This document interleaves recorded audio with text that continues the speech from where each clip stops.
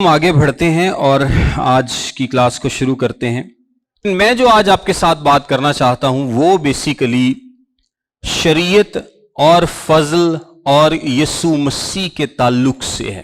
شریعت بیسیکلی کیا ہے؟ شریعت ایک حکم ہے یا احکام کا مجموعہ ہے جو کہ انسان کو کیا دیا گیا، انسان کو دیا گیا کہ وہ اس پر عمل کر سکے۔ اگر میں آپ کو آج کی سوسائٹی کی بات بتاؤں تو جو آج کی سوسائٹی ہے یہ کسی بھی حکم کو ماننا نہیں چاہتی۔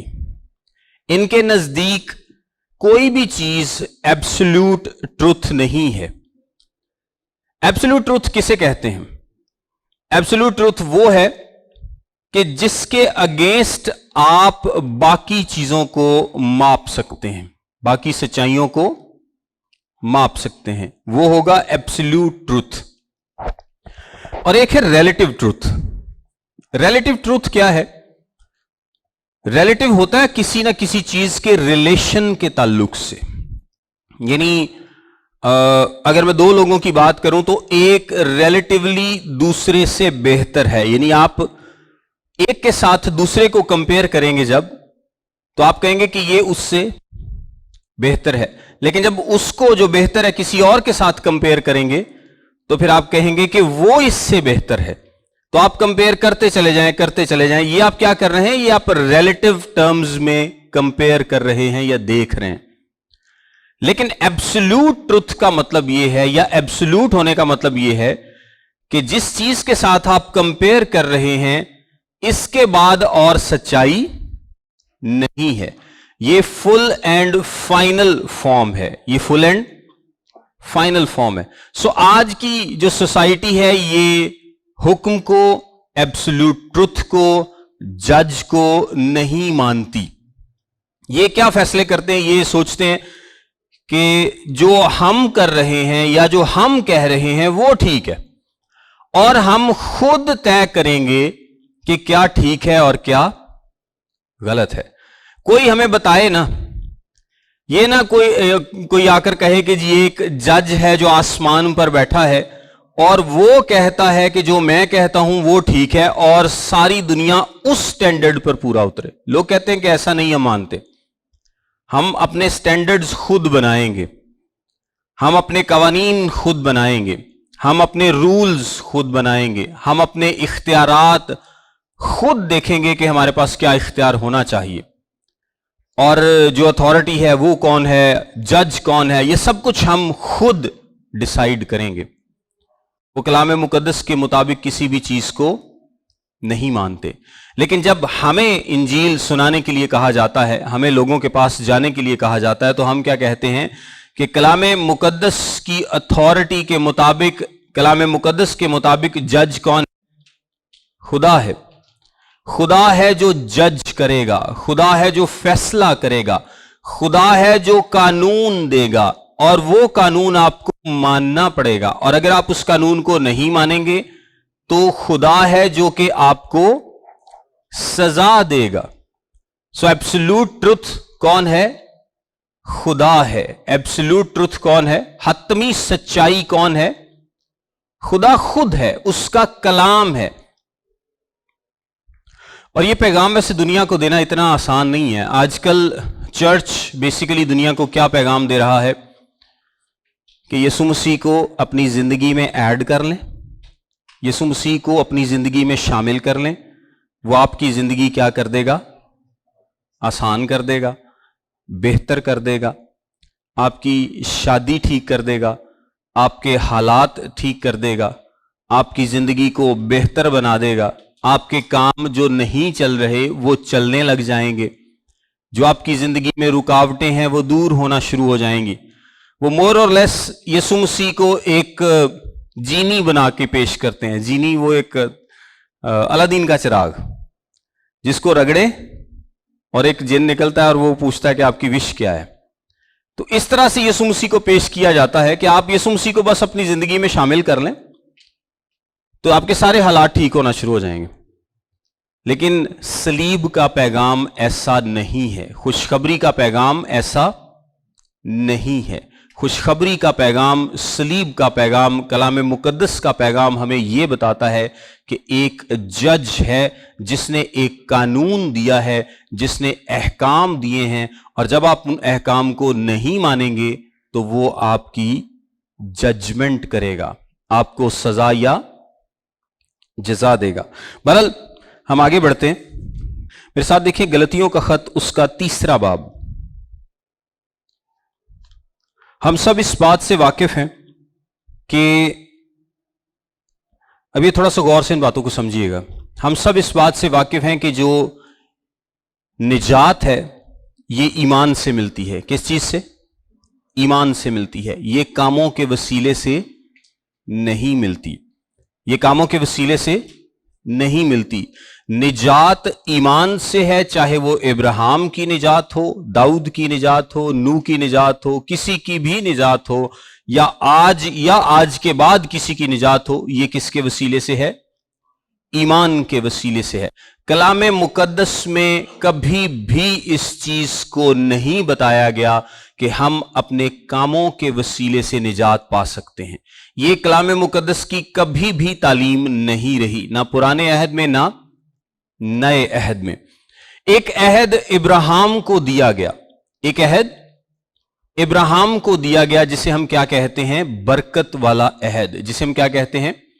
बरकत वाला अहद। खुदा ने इब्राहिम को क्या कहा था कि आई विल ब्लेस यू, मैं तुझे क्या करूंगा? बरकत दूंगा।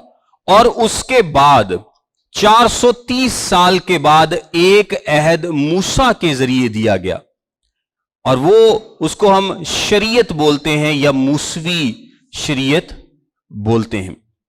अब अगर आप गौर करें कि इब्राहिम का जो अहद है वो बेसिकली क्या है कि मैं तुझे बरकत दूंगा और तेरी नस्ल को बरकत दूंगा, और तेरी नस्ल के वसीले से तमाम दुनिया के लोगों को बरकत दूंगा। ये इब्राहिम के साथ खुदा ने अहद किया, और ये बरकत वाला अहद है, ये निजात का अहद है कि यानी तुम्हें साल्वेशन मिलेगी, तुम्हारी औलाद को साल्वेशन मिलेगी, और तुम्हारी औलाद में से कोई ऐसा आएगा जिसके वसीले से तमाम दुनिया को क्या मिलेगी? साल्वेशन मिलेगी। यह एक बरकत वाला अहद है। लेकिन 430 साल के बाद खुदा ने एक और अहद इंट्रोड्यूस करवाया, और उसको हम क्या बोलते हैं? शरीयत। उसको हम क्या बोलते हैं? शरीयत, यानी कानून या हुक्म उस अहद के साथ ऐड किया गया। एक अहद हमारे पास मौजूद है जिसको हम कहते हैं बरकत वाला इब्राहिम का अहद। इब्राहिम के साथ जो अहद किया गया, निजात का अहद। और कलाम में क्या लिखा है इब्राहिम के बारे में? कि इब्राहिम खुदा पर ईमान लाया और ये उसके लिए रास्तबाजी गिना गया। इब्राहिम कैसे रास्तबाज ठहरा है? ईमान लाने से। ईमान लाने से इब्राहिम रास्तबाज ठहराया गया। यह बात समझना बहुत जरूरी है कि इब्राहिम की जो रास्तबाजी है वो उसको कैसे मिली है? ईमान से मिली है। उसने कोई काम तो नहीं किया कि उसने कोई नेक काम किया या उसको किसी नेकी या किसी भी काम की वजह से रास्तबाजी मिली या निजात मिली। उसको रास्तबाजी मिली ईमान के वसीले से। रास्तबाजी इंप्यूट की गई इब्राहिम को। अब यह भी तो हो सकता था कि अगर रास्तबाजी जो है वो ईमान ही से मिलेगी और ईमान ही से हम सब निजात पाएंगे, तो हुक्म की क्या जरूरत है? शरीयत की क्या जरूरत है? 430 साल के बाद शरीयत फिर क्यों दी गई? अगर सब ने निजात ईमान से पानी है और उसका कामों से कोई ताल्लुक नहीं है, तो फिर काम बीच में क्यों डाले गए? क्यों कामों को खुदा ने इंट्रोड्यूस करवाया या शरीयत को खुदा ने इंट्रोड्यूस करवाया, जबकि जो बरकत वाला अहद है जिसका वादा किया गया था वो ये कहता है कि ईमान से ही सब कुछ होगा। तो क्यों मसीह ने पहले आकर कुर्बानी नहीं दे दी शरीयत से, ताकि जो कोई उस पर ईमान लाए वो बस निजात पा जाए? बीच में शरीयत क्यों आई? ये एक बहुत अहम सवाल है जिसका आज हम जवाब जानने की कोशिश करेंगे, क्योंकि खरूज के जिस हिस्से में हम पहुंचे हैं यहां पर शरीयत दी गई है। 430 साल गुजर चुके इब्राहिम की बात, इब्राहिम के उस वादे को, और 430 साल के बाद खुदा ने शरीयत को इंट्रोड्यूस कराया है, शरीयत दी है। اور शरीयत अगले 1500 साल तक रहेगी। शरीयत अगले 1500 साल तक रहेगी, जब तक के मसीह नहीं आ जाता, और उसके बाद शरीयत का खात्मा होगा। हम इन सारी बातों को आज समझेंगे। मेरे साथ देखें गलतियों का खत उसका 3 बाब और उसकी 19वीं आयत। गलतियों का खत उसका 3 बाब और उसकी 19वीं आयत, बल्कि इसको मैं 15वीं आयत से पढ़ता हूं। ऐ भाइयों, मैं इंसान के तौर पर कहता हूं कि अगरचे आदमी ही का अहद हो, जब उसकी तस्दीक हो गई तो कोई उसको बातिल नहीं करता और ना उस पर कुछ बढ़ाता है। बस इब्राहिम और उसकी नस्ल से वादे किए गए। वो ये नहीं कहता कि नस्लों से, जैसा बहुतों के वास्ते कहा जाता है, बल्कि जैसा एक के वास्ते कि तेरी नस्ल को, और वो नस्ल मसीह है। इब्राहिम की नस्ल मसीह है। मेरा यह मतलब है कि जिस अहद की खुदा ने पहले से तस्दीक की थी, उसको शरीयत 430 बरस के बाद आकर बातिल नहीं कर सकती कि वो वादा ला हासिल हो। ये बड़े गौर से समझे इस बात को। शरीयत इब्राहिम के अहद के कितनी देर बाद आई? 430 साल बाद। पहला अहद किसका है? इब्राहिम का अहद है। और उस अहद में किस चीज का वादा किया गया है? निजात का, बरकत का वादा किया गया है। और वो बरकत और निजात किस चीज पर मबनी है? ईमान लाने पर। किस चीज पर मबनी है? ईमान लाने पर। और 430 साल बाद अगर कोई आकर कहे कि अब मूसवी शरीयत आ गई और मूसा का अहद आ गया, सो इस अहद में निजात किससे मिलेगी? कामों से। तो इसका मतलब क्या हुआ कि पहला अहद बातिल हो गया। यही मतलब हुआ ना कि अगर, क्योंकि यहूदी ये समझते थे कि अमाल पर मबनी है, निजात का दारोमदार अमाल पर, और चूंकि वो इब्राहिम की नस्ल से हैं, इब्राहिम की नस्ल से होना जरूरी है और आगे अमाल पर इसका दारोमदार है। सो वो कहता है, गलतियों का वैसे ओवरऑल खत इसी चीज को एक्सप्लेन करता है कि 430 साल के बाद मूसा की शरीयत आकर पहले अहद को बातिल नहीं कर सकती, क्योंकि अहद देने वाला कौन था? इब्राहिम वाला अहद किसने दिया था? खुदा ने। और शरीयत किसने दी? खुदा ने। सो खुदा खुद अपने अहद को बातिल नहीं कर सकता। आपको याद है कि जब खुदा ने इब्राहिम से अहद किया था, और अहद में हम देखते हैं कि दो पार्टीज आपस में एग्रीमेंट करती हैं कि मैं ये करूंगा और तुम वो करोगे, और हमने इसको डिटेल में वैसे पढ़ा था।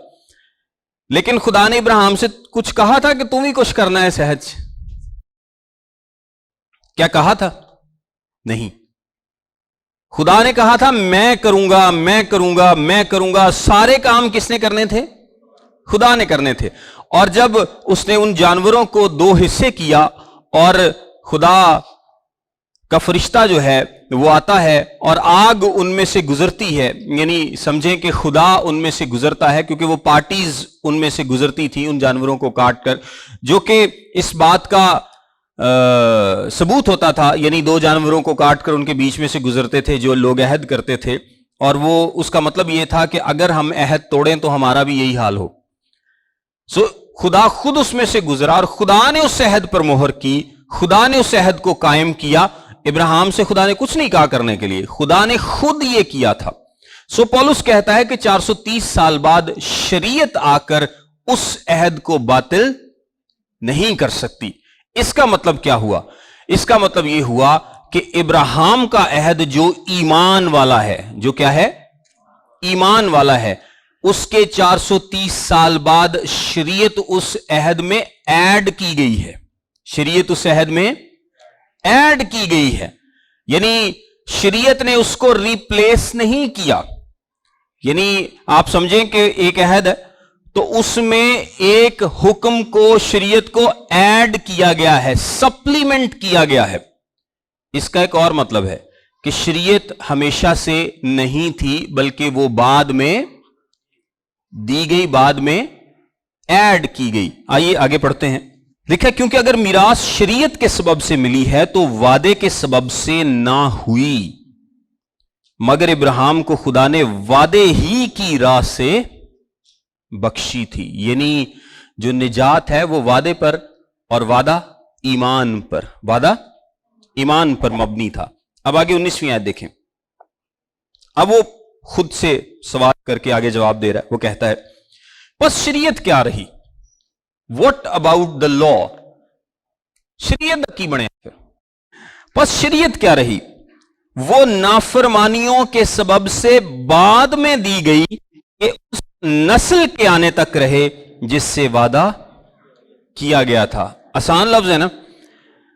وہ نافرمانیوں کے سبب سے بعد میں دی گئی، یعنی اس عہد کے 430 سال بعد میں دی گئی کہ اس نسل کے آنے تک رہے جس سے وعدہ کیا گیا تھا. اور 16ویں آیت کیا کہتی ہے؟ تیری نسل کو، اور وہ کیا ہے؟ مسیح ہے. یعنی شریعت یا حکم جو لا ہے، جو بنی اسرائیل کو لا دیا گیا تھا، یہ کب تک رہے گا؟ مسیح کے آنے تک رہے گا. میں دوبارہ اس آیت کو پڑھتا ہوں. 19ویں آیت میں لکھا ہے پس شریعت کیا رہی؟ وہ نافرمانیوں کے سبب سے بعد میں دی گئی کہ اس نسل کے یعنی مسیح کے آنے تک رہے جس سے وعدہ کیا گیا تھا، اور وہ فرشتوں کے وسیلے سے ایک درمیانی کی معرفت مقرر کی گئی. اب درمیانی ایک کا نہیں ہوتا مگر خدا ایک ہی ہے. پھر آگے لکھا ہے پس کیا شریعت خدا کے وعدوں کے خلاف ہے؟ اب دیکھیں 19ویں آیت میں ہمیں دو بڑی اہم باتیں بتائی گئی ہیں. پہلی بات کہ شریعت بعد میں دی گئی ہے، یعنی ایک عہد ابراہیم کا عہد ہے، اور اس عہد میں، اور وہ عہد ہے وعدے پر، ایمان پر مبنی ہے، وعدے اور ایمان پر مبنی ہے. اس عہد کو ختم نہیں کیا شریعت نے، بلکہ شریعت اس میں ایڈ کی گئی. شریعت اس عہد کو سپلیمنٹ کرتی ہے، اور وہی عہد جاری ہے. وہی عہد آگے جا کر ہم پڑھیں کہ ہم بھی ابراہیم کے اس عہد میں شامل ہیں. ہم سب بھی ابراہیم کے اس عہد میں شامل ہیں. عہد وہی چل رہا ہے. دیکھیں نجات کا، سالویشن کا عہد جو ابراہیم کے ساتھ کیا گیا تھا، آج بھی وہی چل رہا ہے. اور وہ عہد وعدے اور ایمان پر یا سمپلی ایمان پر مبنی ہے. اور ہم سب اس میں کیسے شامل ہوتے ہیں؟ ایمان سے شامل ہوتے ہیں. لیکن اس کے درمیان میں خدا نے شریعت کو انٹروڈیوس کرایا، لا کو انٹروڈیوس کرایا. اس کا مقصد کیا تھا وہ بھی ہم دیکھتے ہیں. خدا نے شریعت کو بیچ میں ایڈ کیا. اور ایک اور بات یہاں پر بڑی انٹرسٹنگ لکھی ہے، اور وہ ہے کہ اس نسل کے آنے تک رہے جس سے وعدہ کیا گیا تھا. یعنی شریعت کی ایک لمٹ ہے، شریعت کی ایک لمٹ ہے. اس کا ایک آغاز ہے، کب اس کو انٹروڈیوس کرایا گیا، اور اس کی ایک لمٹ ہے کہ کب تک شریعت رہے گی. اب شریعت میں بھی دو ایسپیکٹس ہیں، ایک مورل اور ایک سیریمونیل، اور ہم یہاں پر سیریمونیل ایسپیکٹس کی بات کر رہے ہیں. سیریمونیل ایسپیکٹس میں یا رسمی شریعت میں کیا چیزیں ہیں؟ تمام کہانت، ساری کی ساری کہانت، ساری کی ساری قربانیاں، لاویوں کا نظام، یہ سارے بیسیکلی کیا ہیں؟ قربانیوں کا نظام، طہارت کے نظام، یہ ساری کیا چیزیں کس کے لیے ہیں؟ یہ بیسیکلی رسمی شریعت کا پارٹ ہے. ہاں جہاں تک ہم مورل یا اخلاقی شریعت کی بات کرتے ہیں تو وہ 430 سال کے بعد نہیں دی گئی. وہ آلدو وہاں پر بھی دی گئی ہے، لیکن وہ اس سے پہلے بھی ایگزسٹ کرتی ہے. وہ جب سے دنیا کا آغاز ہوا ہے مورل شریعت ایگزسٹ کرتی ہے، کرتی تھی اور کرتی رہے گی. اس کو کوئی ختم نہیں کر سکتا، کیونکہ مورل شریعت بیسیکلی کیا ہے؟ اخلاقی شریعت کیا ہے؟ اخلاقی شریعت خدا کا اظہار ہے. اس کی جو صفتیں ہیں، اس کی جو ذات ہے، وہ ہم سے کیا چاہتا ہے، یہ اس بات کا اظہار ہے. خون نہ کر، قتل نہ کر، یہ موسیٰ کو کہا گیا، لیکن اس سے پہلے بھی خون کرنا ٹھیک نہیں تھا. اور یہ شریعت خدا نے انسان کے دل میں امپلانٹ بھی کر رکھی ہے. جو اخلاقی شریعت ہے نا، یہ خدا نے انسان کے دل میں بھی امپلانٹ کر رکھی ہے جب سے وہ پیدا کیا گیا ہے. یعنی اگر قائن نے حابل کو مار دیا تو اس کو پتا ہے کہ اس نے غلط کام کر دیا ہے، اس کو بتانے کی ضرورت نہیں ہے، کیونکہ یہ بات اس کے دل میں رکھی گئی ہے. ایک جنگلی سے جنگلی انسان کے پاس بھی چلے جائیں نا تو اس کو اتنا ضرور اس کے کانشینس کے ذریعے پتا ہوتا ہے کہ میں جو کام کر رہا ہوں وہ ٹھیک ہے کہ غلط ہے. چوری کرنا ٹھیک ہے یا غلط اس کو بتانے کی ضرورت نہیں ہے. قتل کرنا ٹھیک ہے یا غلط اس کو بتانے کی ضرورت نہیں ہے. کوئی چینی ہو، جاپانی ہو، جس ملک کا مرضی ہو، غیر قوم ہو، کبھی بھی وہ قانون بنائیں گے تو وہ اس بات کو ٹھیک نہیں کہیں گے کہ جی چلو قتل کرنا ٹھیک ہے یا چوری کرنا ٹھیک ہے یا کسی کا مال چھین لینا ٹھیک ہے یا کسی کی عورت چھین لینا ٹھیک ہے. وہ ان چیزوں کو غلط ہی کہیں گے چاہے وہ بائبل کو مانے یا نہ مانے، کیونکہ یہ باتیں ان کے دل میں کریشن کے وقت سے امپلانٹ کی گئی ہیں. ہاں، گناہ کی وجہ سے کرپشن آئی ہے اور گناہ نے کرپٹ کیا ہے انسانی لوگوں کو اور وہ اس سے ہٹتے ہیں، وہ ایک الگ بات ہے، لیکن مورل لا کبھی بھی ختم نہیں ہوگا. پہلی بات ہم نے یہ دیکھی کہ شریعت ایک خاص مقصد کے ذریعے دی گئی اور ابراہیم کے عہد میں شامل کی گئی 430 سال کے بعد، تاکہ تب تک رہے جب تک کہ وہ نسل جس کا مطلب مسیح ہے آ نہیں جاتا، تب تک شریعت رہے گی. اور شریعت کے دینے سے مسیح کے آنے تک کتنے سال کا عرصہ ہے؟ 1500 سال کا. کتنے سال کا؟ 1500 سال کا. 1500 سال تک شریعت رہے گی. اب یہاں پر میں آپ کو بتاتا ہوں کہ شریعت کا مقصد کیا تھا. اگر ایمان ہی سے نجات ملے گی، اور نجات تو مسیح کے وسیلے سے ہی ملنی ہے، جب تک مسیح پر آپ ایمان نہیں لائیں گے، اس کے کیے گئے کام پر ایمان نہیں لائیں گے، وہ چاہے ابراہیم کی نجات ہے اور چاہے کسی کی بھی نجات ہے، وہ مسیح کے کفارے کے وسیلے سے ہی ممکن ہوئی ہے، اس کے بغیر نجات ممکن نہیں ہوئی. اگر مسیح کفارہ نہ دیتا تو ابراہیم اور اس سے پہلے اور بعد والے لوگ اور آج بھی اور آج کے بعد والے لوگ بھی نجات نہ پا سکتے. وہ ابھی ہم ڈسکس کرتے ہیں کہ خدا نے اس کے لیے کیا نظام مقرر کیا تھا. لیکن شریعت کو، لا کو خدا اس لیے بیچ میں لے کر آیا کہ انسان کو اس کی اپنی گنہگار حالت کا پتہ چل سکے اور وہ نجات دہندہ کی ضرورت کو محسوس کر سکے. نجات دہندہ ضروری ہے، میں آسان الفاظ میں بتا رہا ہوں آپ کو. نجات دہندہ ضروری ہے. ایک دفعہ انسان نے گناہ کر لیا، اب وہ نجات دہندہ کے بغیر بچ نہیں سکتا. لیکن جب تک شریعت نہیں ہوگی انسان کو اپنے گنہگار ہونے کا پتہ کیسے چلے گا کہ وہ کتنا گنہگار ہے؟ گناہ کا زور کیا ہے؟ شریعت ہے. گناہ کا زور کیا ہے؟ شریعت ہے. پولس کیا کہتا ہے کہ جب تک حکم نہیں تھا گناہ بھی نہیں تھا، کیونکہ جب آپ کو کسی چیز سے منع ہی نہیں کیا گیا، جب تک آپ کو کسی چیز سے منع ہی نہیں کیا گیا، جب تک گناہ حکم نہیں ہے تب تک گناہ بھی نہیں ہے. جب تک حکم نہیں ہے تب تک گناہ بھی نہیں ہے. کیونکہ آپ کو جس طرح ایک بچہ ہے، ایک پارک جا رہا ہے، ٹھیک ہے، آپ اس کو منع کریں گے کہ تم نے پھول نہیں توڑنا. اس سے پہلے تو پھول توڑنا اس کے لیے غلط نہیں تھا، لیکن اب اس کے لیے غلط ہے. ایک ہی حکم خدا نے دیا تھا کہ تم اس کا پھل نہ کھانا. اب پھل کھانا تو کوئی بری بات نہیں تھی، لیکن جب حکم آ گیا تو پھر گناہ ہوا. کیونکہ گناہ کا زور حکم ہے، گناہ کا زور شریعت ہے. ہماری جو انسانی گری ہوئی نیچر ہے، جب حکم دیا جاتا ہے، جب ہمیں کوئی بات بتائی جاتی ہے، جب ہم پر کلیئر کر دیا جاتا ہے کہ یہ بات گناہ ہے، یہ بات غلط ہے، تو انسائٹمنٹ اور ایکسائٹمنٹ، یعنی ہمیں باہر سے بھی اکسایا جاتا ہے، ہمارا اندر سے بھی دل کرتا ہے وہ کام کرنے کو. کیونکہ ہماری نیچر کیا ہے؟ فالن نیچر ہے، گری ہوئی نیچر. انسان کا اور زیادہ دل کرتا ہے کہ وہ گناہ کرے. انسان کا اور زیادہ دل کرتا ہے کہ وہ گناہ کرے. اور جب اس کو منع کیا گیا، جب اتنے سارے احکام آ گئے اور ہم نے دیکھا کہ ان احکام کا مطلب یہ تھا کہ نجات دہندہ نے تو آنا ہی آنا ہے، لیکن اس کی ضرورت انسان کو محسوس ہو. سب سے پہلے تو انسان کو پتا چلے کہ وہ کتنا گنہگار ہے. جب تک حکم نہیں ہوگا تب تک انسان کو پتا نہیں چلے گا.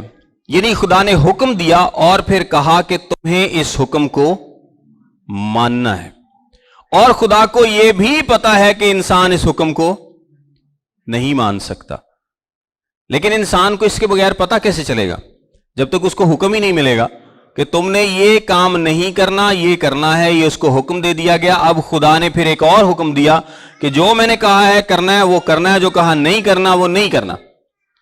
اور پھر خدا کو یہ بھی پتا ہے کہ انسان اس کو نہیں مان پائے گا، اور خدا چاہتا ہے کہ انسان اپنی اس حالت سے واقف ہو کہ وہ حکم پر عمل نہیں کر سکتا۔ پولس اس کو کیا بیان کرتا ہے؟ یہ شریعت ساری کیا ہے؟ عکس ہے۔ اصل چیز کیا ہے؟ مسیح ہے۔ اور کلام مقدس میں شریعت کے بارے میں کیا لکھا ہے؟ یہ ایک آئینہ ہے، یہ ایک آئینہ ہے جس میں انسان اپنی صورت دیکھتا ہے اور اس کو پتا چلتا ہے کہ وہ کتنا گنہگار ہے، وہ کتنا گنہگار ہے۔ اور جب اس کو پتا چلتا ہے کہ وہ گنہگار ہے، تب اس کو ایک نجات دہندہ کی ضرورت محسوس ہوتی ہے، اس کو ایک نجات دہندہ کی ضرورت محسوس ہوتی ہے، اور اس کے بعد نجات دہندہ آئے گا جب اس کو یہ ضرورت محسوس ہوگی۔ آئیے آگے پڑھتے ہیں۔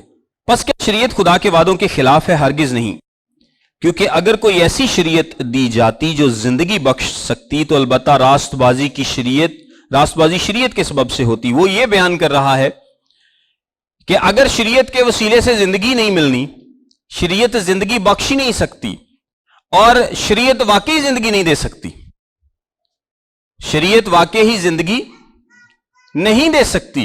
زندگی کیسے ملے گی؟ ایمان سے ملے گی، اور وہ کس عہد کے ساتھ منسلک ہے؟ ابراہیم کے عہد کے ساتھ۔ پھر وہ سوال اٹھتا ہے کہ اگر شریعت سے زندگی ہی نہیں ملنی تو پھر شریعت دی کیوں گئی؟ پھر شریعت کیوں دی گئی؟ یعنی شریعت کے وسیلے سے لعنت آتی ہے، شریعت کے وسیلے سے لعنت آتی ہے۔ ابراہیم کے عہد کے وسیلے سے برکت آئی اور موسیٰ کے عہد کے وسیلے سے لعنت آئی۔ وہ کس طرح سے کہ ابراہیم کا عہد ہے برکت والا، اور اب جب وہ وعدے اور ایمان پر مبنی ہے، اور موسیٰ کا عہد ہے حکم والا، شریعت والا۔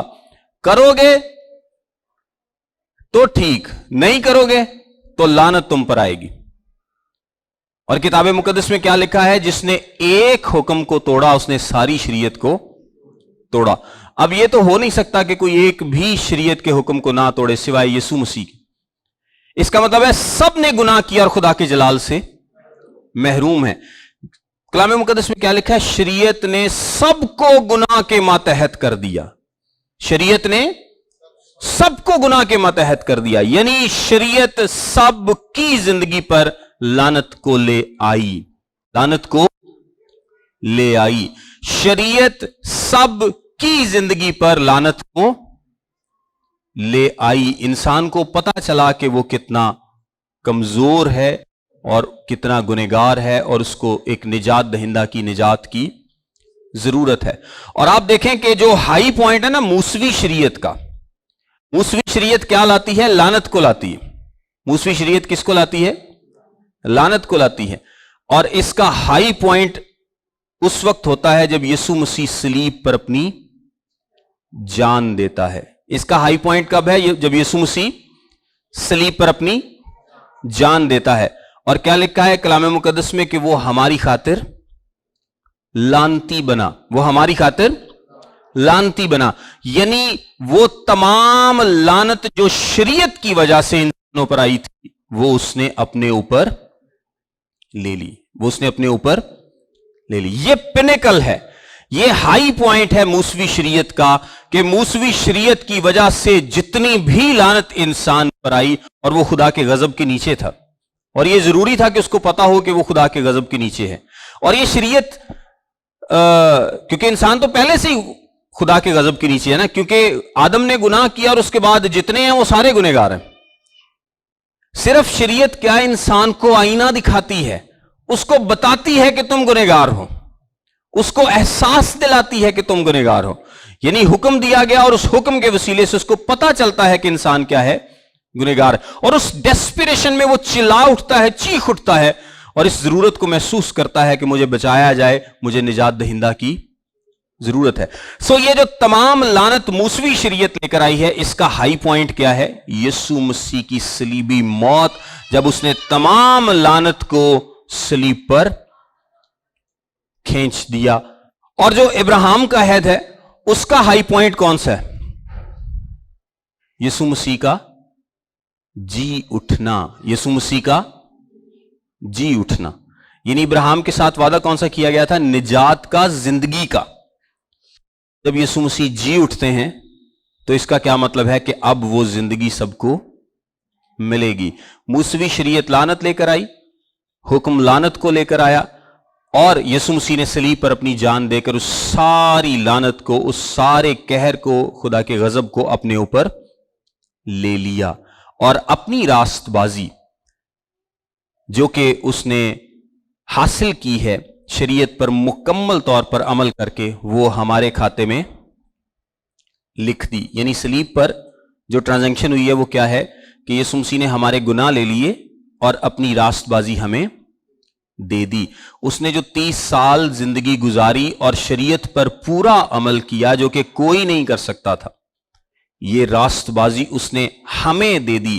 یعنی یہ سمجھا جائے گا خدا کی نظر میں, خدا کی نظر میں کیا ہے کہ ہم نے وہ 30 سال گزارے ہیں اور ہم نے کبھی کوئی گناہ نہیں کیا, کیونکہ وہ جو راست بازی ہے وہ تو ہمارے کھاتے میں لکھ دی گئی. جو زندگی یسوع مسیح نے گزاری وہ زندگی ہمارے کھاتے میں لکھی گئی, اور جو ہم نے گزاری, اسی 30 سالوں سے کوئی سال ہی نہیں چھڈیا جس سے گناہ نہیں کیتا.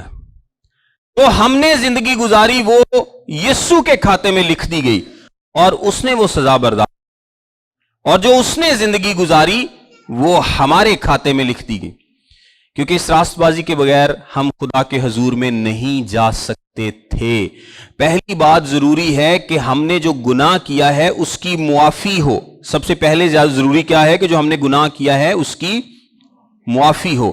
صلیب پر اس نے ہماری سزا برداشت کر کے ہمیں معافی دی. اور دوسری بات ضروری یہ ہے کہ نہ صرف ہمارے کیے کی ہمیں معافی ملے, بلکہ ہمارے پاس وہ راست بازی بھی ہو جس کے بغیر کوئی خدا کو دیکھ نہیں سکتا. وہ راست بازی تو تھی نہیں ہمارے پاس, یسوع نے ہمارے گناہ لے لیے اور اپنی راست بازی ہمیں دے دی. یعنی ایسے جیسے وہ زندگی ہم نے جی ہے, وہ راست بازی کی زندگی ہم نے جی ہے. آگے دیکھیں کیا لکھا ہے. ایمان کے آنے سے پیشتر شریعت کی ماتحتی میں ہماری نگہبانی ہوتی تھی, اور اس ایمان کے آنے تک جو ظاہر ہونے والا تھا ہم اسی کے پابند رہے. پس شریعت مسیح تک پہنچانے کو ہمارا استاد بنی تاکہ ہم ایمان کے راست باز ٹھہریں, مگر جب ایمان آ چکا تو ہم استاد کے ماتحت نہ رہے, کیونکہ تم سب اس ایمان کے وسیلے سے جو مسیح یسوع میں ہے خدا کے فرزند ہو. آخری آیت اگر آپ دیکھیں تو وہاں پر لکھا, اور اگر تم مسیح کے ہو تو ابراہیم کی نسل اور وعدے کے مطابق وارث ہو. ابراہیم سے جو وعدہ کیا گیا تھا ہم ایمان سے اس وعدے کے مطابق وارث ہیں اگر ہم مسیح کے ہیں. اور مسیح کا کیسے ہوا جاتا ہے؟ مسیح پر ایمان لانے سے. رومیو کے خط کے 10ویں باب کی 4 آیت میں لکھا ہے, کیونکہ ہر ایک ایمان لانے والے کی راست بازی کے لیے مسیح شریعت کا انجام ہے. مسیح شریعت کا انجام ہے. اور خیر حوالے اور بھی بہت سارے ہیں, میں ایک حوالہ آپ کے سامنے پڑھتا ہوں. عبرانیوں 7 باب اس کی 12ویں آیت میں لکھا ہے, اور جب کہانت بدل گئی تو شریعت کا بھی بدلنا ضرور ہے. کیونکہ کہانت پہلے پرانی اکانومی میں جو موسیٰ کا نظام تھا اس میں کہانت کس قبیلے کے پاس تھی؟ لاوی کے قبیلے کے پاس. اور لاوی کے قبیلے میں آگے کس کے پاس؟ ہارون کے گھرانے کے پاس. اب کیونکہ وہ اکانومی تبدیل ہو گئی, اب وہ نظام بدل رہا ہے, اب یہ کہانت کس کے پاس آ گئی؟ یسوع مسیح کے پاس, جو ملک صدق کے طور پر ابد تک کاہن ہے. بادشاہی بھی اور نبی کی خدمت بھی اور کہانت بھی, یہ سب کچھ کس کے پاس آ گیا ہے؟ مسیح کے پاس آ گیا. آج ہمارا یہ ٹائم پورا ہو گیا, ہم فیوچر میں ان چیزوں کو ساتھ ساتھ دیکھتے رہیں گے. اور اگر کاہن چینج ہو گیا ہے تو کہانت کا نظام بدل گیا ہے تو اس کے ساتھ قانون بھی बदल जाएगा, कानून भी बदल जाएगा। ठीक है, मैं एक ना लास्ट बात बस आपको बताता हूं। रोमियो 7 बाब 7वीं से 8वीं आयत में लिखा है, बस हम क्या कहें, ये जो बात मैंने पहले बताई थी, क्या शरीयत गुनाह है? हरगिज नहीं, बल्कि बगैर शरीयत के मैं गुनाह को ना पहचानता। मसलन अगर शरीयत ये ना कहती कि तू लालच ना कर, तो मैं लालच को ना जानता, मगर गुनाह ने मौका पाकर हुक्म के जरिए मुझ में हर तरह का लालच पैदा कर दिया, क्योंकि शरीयत के बगैर गुनाह मुर्दा है। यानी हुक्म ही नहीं है तो गुनाह नहीं होगा। वही जिस तरह हमने आदम वाली मिसाल देखी कि अगर आदम को यह ना कहा जाता कि तू फल ना खाना, तो वो उसके लिए गुनाह ना होता, लेकिन हुक्म का मौका पाकर गुनाह ने हुक्म को इस्तेमाल किया है गुनाह को पैदा करने के लिए। और लिखा है, और जिस हुक्म का मंशा जिंदगी था वही मेरे हक में मौत का बाइस बन गया, क्योंकि गुनाह ने मौका पाकर हुक्म के जरिए मुझे बहकाया और उसी के जरिए मुझे मार भी डाला, उसी के जरिए मुझे मार भी डाला। और पौलुस रसूल कहता है, इसको मौत का अहद भी कहता है, जो मूसवी शरीयत है, क्योंकि इसकी वजह से मौत लानत आती है। बहरहाल अभी हम जैसे जैसे शरीयत को आगे डिस्कस करते रहेंगे, इन चीज़ों को और ज़्यादा समझने की कोशिश करेंगे। एक लास्ट बात सॉरी मैं आपको बता दूं कि जो पुराने अहद में निजात का तसव्वुर है, इन दोनों अहूद को अगर आप देखें तो एक इब्राहिम का अहद है जो कि ईमान पर मबनी है, और जो मूसवी शरीयत है ये बेसिकली हमें किसकी तरफ लेकर आती है? तौबा की तरफ। किसकी तरफ? तौबा की तरफ। क्योंकि जब हमें अपनी हालत का पता चलेगा तो हमें निजात दहिंदा की जरूरत महसूस होगी, तो हम क्या करेंगे? तौबा करेंगे। सो पुराने अहद में भी तौबा और ईमान, ये दोनों का कॉम्बिनेशन काम करता है निजात के लिए। दोनों का कॉम्बिनेशन, तौबा भी जरूरी है और ईमान लाना भी जरूरी है। इसीलिए जब यीशु मसीह ने अपनी खिदमत का आगाज किया तो पहली बात क्या कही कि तौबा करो और ईमान लाओ। तौबा करो और ईमान लाओ, क्योंकि खुदा की बादशाही नजदीक आ गई है।